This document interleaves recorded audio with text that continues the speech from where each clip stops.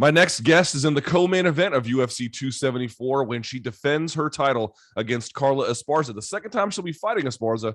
Of course, this will also be an incredible strawweight contest. It's my friend and yours. It is Rose Namajunas. Hi, Rose. How are you? I'm good. How are you? I'm doing quite well. Rose, it is really remarkable. I was going over your record. You have since 2017 basically been going and fighting the same opponents that you've already had. Now, this one is not a back-to-back in the sense that you fought Esparza previously, and now there's been a gap and you're fighting her again. Have you ever just wondered, like, wow, when am I going to get an opponent that I haven't had before? Meat. Yeah, I know. Give me some fresh meat. No, I'm just kidding. But it's funny because that is true. For the last three opponents, besides Carla, it's been immediate rematches. For me, this one feels like brand new just because it has been so long. But it's technically it is still a rematch. But in contrast to the last however long, it does feel fresher. Yeah, I can imagine that. I'll circle back to that in just a second. But going back to, like, for example, the Jacek camps or the Andrade camps, when you have an opponent you have to fight back to back like that, how does it alter the camp from where you would ordinarily go? And I guess, is it a benefit because you really get to drill down on, I guess, on a lot of the same specifics, or am I misunderstanding it? Yeah, I think that you get a lot more like material to work with. And then you kind of like sort of you have these certain ideas of like, well, they have to try to do this, or this is the most likely scenario of this certain situation, and then it's like, well, but you never know. Like, you always have that, like, you got to be prepared for anything type of a thing. So, but ultimately, like those are the conversations that you kind of have when game planning and stuff. And then ultimately, it's always just about my development, because it always goes back to that. Like, it's usually like coincidental. I don't know if it's coincidental, but it's just like, no matter who it is that I'm fighting, it be in a rematch or whatever, usually the next thing that I need to develop in my skill set as a martial artist is what ends up being the game plan for my opponent. Can you give me an example of that to help me better understand the point? Well, for this fight, obviously there's no mystery that Carla likes taking people down. And and that is something that I've really like just I'm a very offensive fighter, so that's something that I've worked on, is like self-control and my defense, really solidifying my defense, and just that also another thing that I need to kind of that I've had to work on is like my self-control and my discipline and consistency. And that's always kind of been a regular theme throughout my career, but like for this fight in particular, that's been a very huge focus. And that's what Carla's good at. She's really disciplined, really consistent. She very rarely ever strays away from like what she's like her game plan. Whereas for me, it's like I can do so many different things. So it's easy for me to get like sidetracked, and I could throw a 360 spin kick, or I can karate chop you, like, what I mean, like, it doesn't matter. So for me, it's like it's all about staying disciplined and focused on just like simplicity.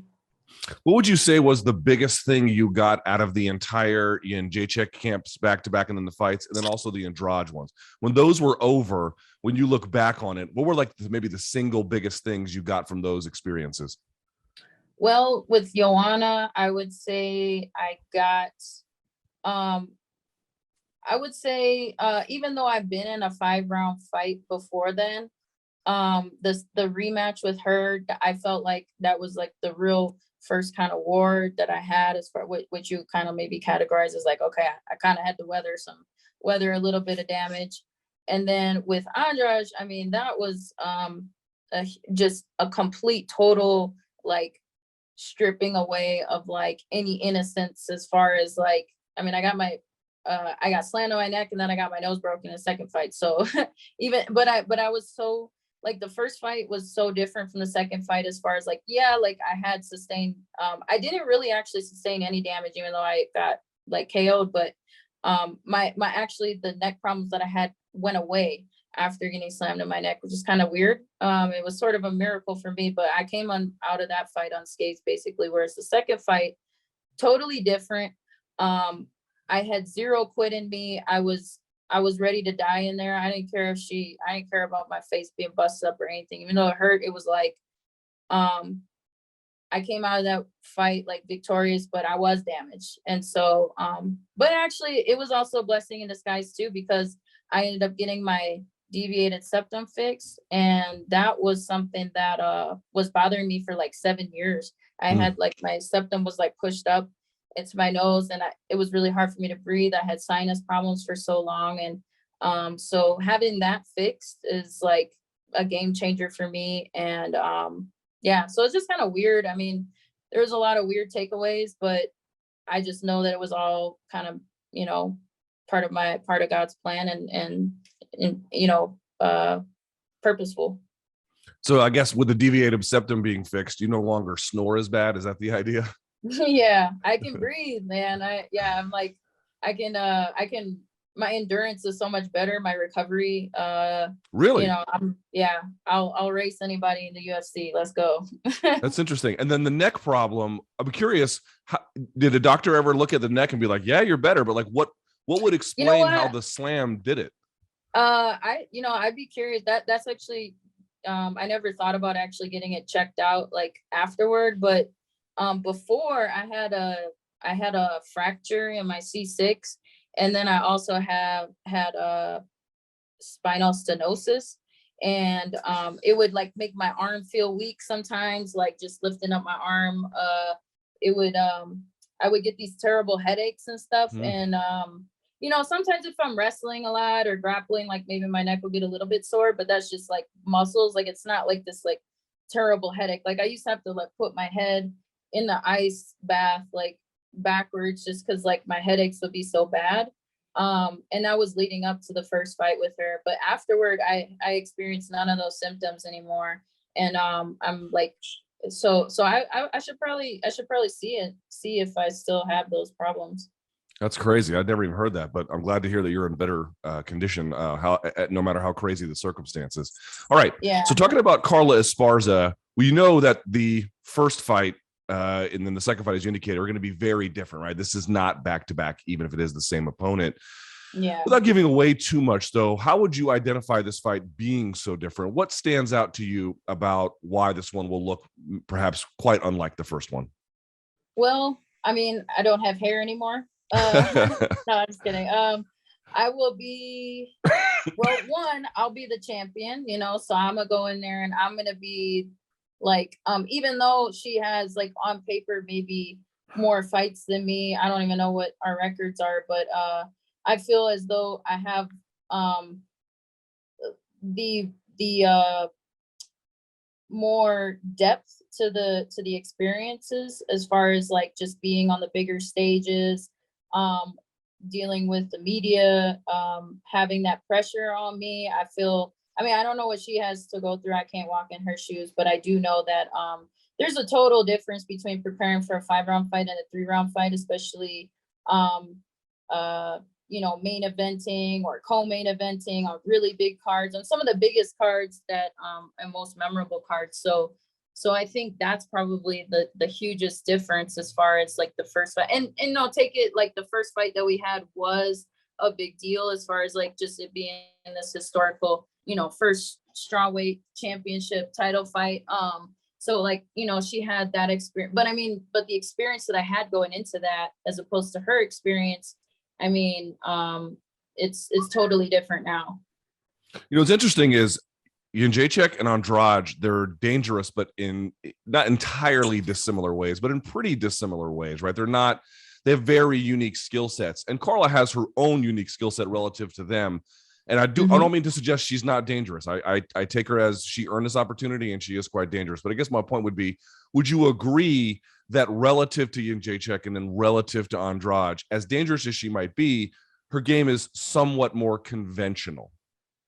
I know what you mean. I think that when facing, she's not as intimidating, let's just say that. But for me, it's like, because I know better, I know that she poses like different types of threats. Not just, I mean, she can, obviously in her last fight, she showed that she can, you know, cut you up and crucifix you, and you know what I mean, just make you not look the same, like, obviously. But historically speaking, obviously her fights, she doesn't inflict as much damage as, say, like a Weili you know, fight. But psychologically, I think that she messes people up really bad, because they go in there sort of overlooking her, maybe not seeing her as much of a threat, and then they all of a sudden are trying to figure out why they're on their back, you know. So for me, it's like I'm taking this just as seriously, if not way more seriously than those other two opponents, because it's all about like controlling myself, and then I'll be successful. This is something I'm asking all the high-level UFC fighters I talked to. I spoke to Alex Volkanovski recently, and I asked him this, so I will ask you this as well, which is, when you think about your style, how did you get here? What I mean by that is, did you purposely say, I want a certain style, I want to look a certain way, I want to have certain weapons, or did it form more organically? Oh, yeah, I think it's always been sort of, it's been pretty organic, I would say.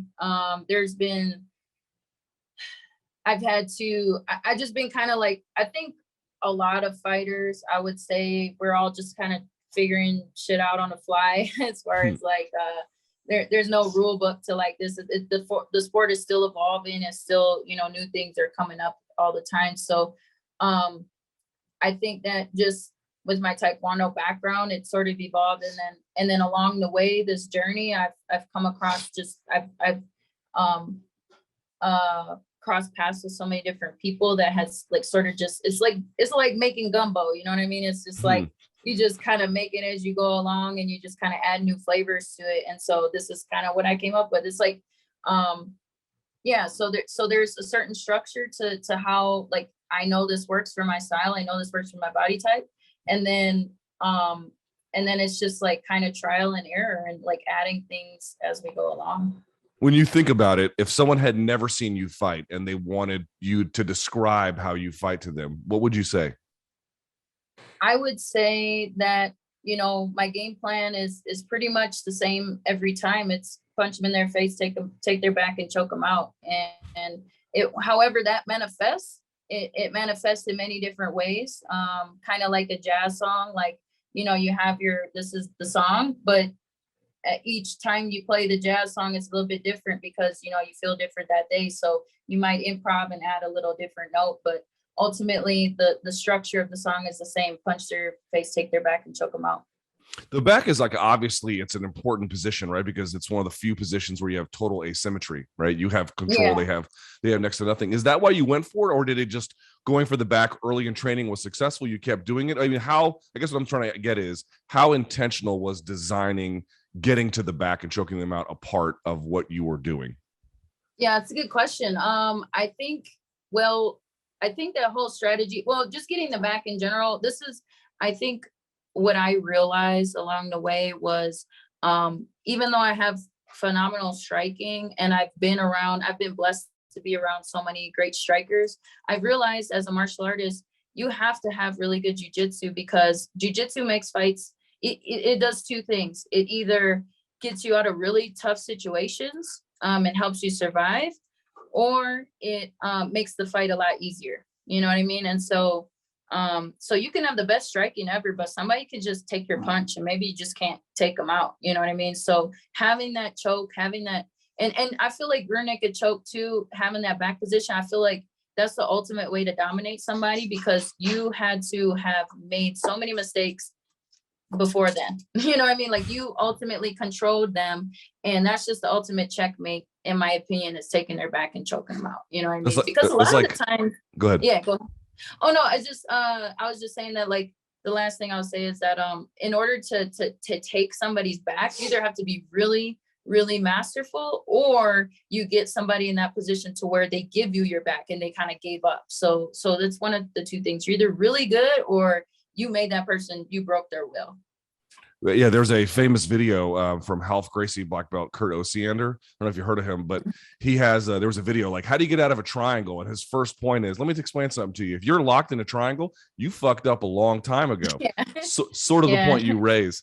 In terms of back attackers, who do you like out there? Who's somebody whose back attacks you're like, God, they're good? I mean, shoot, Aljamain Sterling, like recently, I mean, he's so masterful with it. Like when he gets you there, it's just really, really hard to get out. I was gonna say, yeah, obviously Damian Maia, he's I would say probably the best out of everybody in the whole UFC. Charles Oliveira is really, really great as well. He has, some of the coolest submissions in the UFC. So those are probably the top three. I was going to say, what did you make of your previous foe, Andrade, getting the first ever standing head and arm triangle? Try to explain to people, you have to be insanely strong to even attempt something like that. She's very strong, man. That is pretty amazing, I would say. Usually when you get in that position, you want to like trip them and take them down from there. And it's usually a really easy takedown. But yeah, I mean, yeah, that was super masterful on her part. I always thought that she had really great like defensive jiu-jitsu or like, really great guillotines and stuff. But that she just showed that she's, truly a black belt. All right. When you think about, you said everything has happened organically to this point, right? Like the development of your style. Still, what are you, 29 years old, I think is the right 29. number? 29. Mm-hmm. You still have time left to further develop. I mean, you're almost pre-prime in certain ways. I don't know if you really think of it in those terms. Do you think about the pieces of the game you would like to add, or are you still just sort of feeling it as it goes? Yeah, I'm always looking to add more things. Is there a way to get a charger over here? Is there like okay, yeah, there's yeah, sorry, my battery's a little low. But no, I think that I'm always looking to add new things and just make the things that I already do better. But I really, other than just like, positional things and whatnot, I really want to get my black belt in jiu-jitsu. That would be great. And then outside of that, I would say I really want to get better at like self-defense type of things with like stick fighting, knife defense, and like gun training. Like those are kind of like my extracurricular things that I would really, and then once I'm done fighting, I would really like to delve into more gi jiu-jitsu and things like that. But yeah, I would say also yeah, just getting better everywhere, I think would be cool. And maybe like I think always putting a little bit more just kind of more muscle mass and stuff like that maybe would be cool. But like I'm pretty freaking strong right as it is, So you mentioned sort of the next stage. We're talking about it.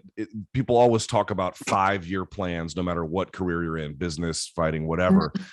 Do you have a 5-year plan? I guess I would ask you at 34, what do you imagine you'll be doing at that time? Still fighting, something else? What do you think? I would say I'll kind of just be doing a similar version of what I'm doing now, but just like hopefully ninja farming, like like just kind of my goal is to be able to provide for myself my own food and water source and things like that. That's really something that I'm wanting to focus on. And I've talked about earthships before. Like that's something that I really want to integrate into my martial arts training. And so I see that in the next 5 years for sure. How hard is it to provide your own water? Food I can get, but the water part, I guess I don't know. How does that work? That's very difficult because especially out here in Colorado, the water rights things are really, really weird. I would say the main, obviously getting a well or something like that would be great, or finding a live water source would be ultimately the best. But I mean, you're not always that lucky. And like the best way is to develop a system of living to where you recycle your water and catch rainwater as you can get it. And that's where the whole earthship design kind of comes in, because all the water is recycled. It not even just like, the water that you well, the water that you drink, the water that you wash your, dishes with, and then your toilet water, and then your shower water, and your the gray water goes into your plants, and the plants clean that water, and then it goes into your toilet, which is your black water, and then the septic tank, filters that out, and then you have a leach field where it basically, waters your non-edible plants, so it's like an ultimate system. So the whole goal is to like conserve as much and then try to gather what you need. You know what's one major difference between you and not just other UFC champions, but a lot of other UFC fighters, and it seems quite intentional. And I have to say, I think you're on the right path. The entire sport to me feels very online. Everyone is online all the time. And I looked at your Twitter account. You got one tweet since I think like December of 2021. It was just for a sponsor. No, but you know what I got to say? For example, I'll tell you this. Kayla Harrison one time told me she has a Google alert that anytime any media mentions her in a video or an article, she gets a digest email and it sends it to her. And that seems to me, and I love Kayla and I've talked to her about this, but that seems to me like a bad way to get feedback about yourself. You have disconnected. Why have you disconnected? Why is everyone else so online in this community? Yeah, I decided that because